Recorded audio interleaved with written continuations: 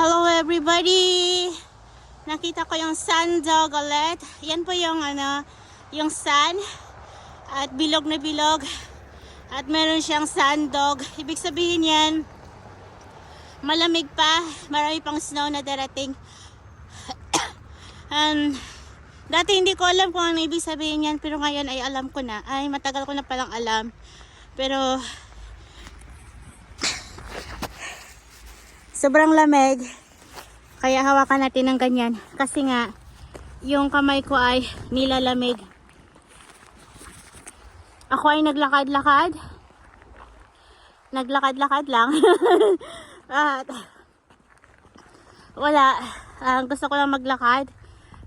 Para naman makita ko yung labas.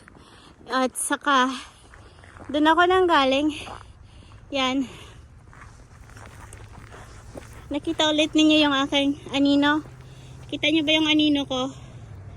Hindi ko kita yung anino ko. Ayun! Hindi ako pwede sumayaw kasi nasa kalsada ko eh. Ano bang... Kanina nakita ko yung yung ating temperature is minus 33. Feels like minus 42 guys.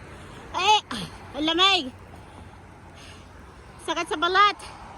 Tapos yun na nga. Mamaya ipapakita ko sa inyo yung mukha kong maganda. Jack. Mukha kong nilamig. Ayan. Pero yung highlights natin guys, yung yung sun. Kanina makikita mo yung sandog. Ngayon naman ay yung mata ko ay hindi na makakakita.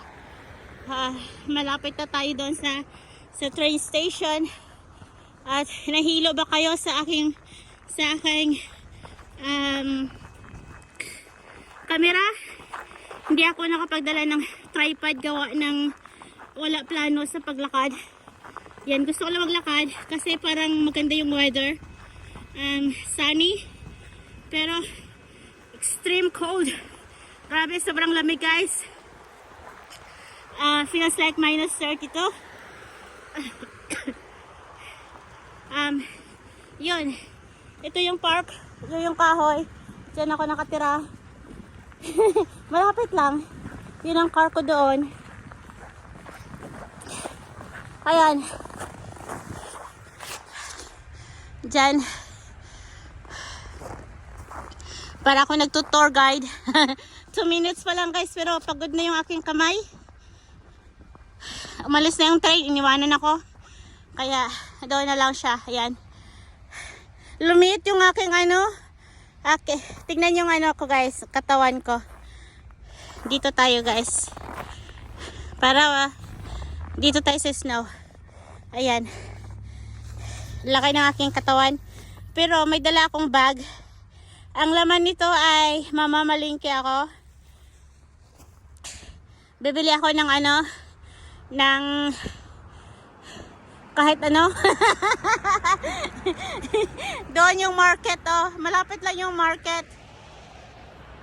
Basta dyan lang yan sa malaking building na yan. Gusto ko sanang mag-drive kaso nga lang malamig, sobrang lamig. Sayang yung gasolina. Tsaka wala naman akong ibang pupuntahan dito. Mamaya pa naman yung trabaho ko. Pero ang highlights talaga natin guys, yung sandog. Yan yung sandog.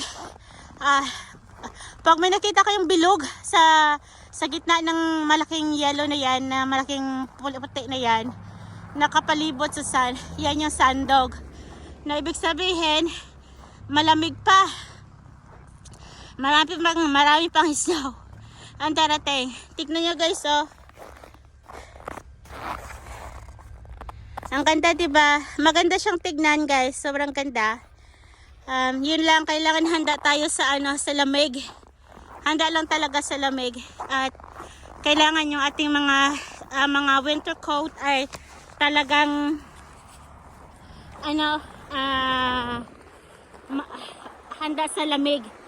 Ayan. Tapos huwag tayong mag t-shirt lang, baka mamaya ay 5 minuto wala na tayong paa. Guys,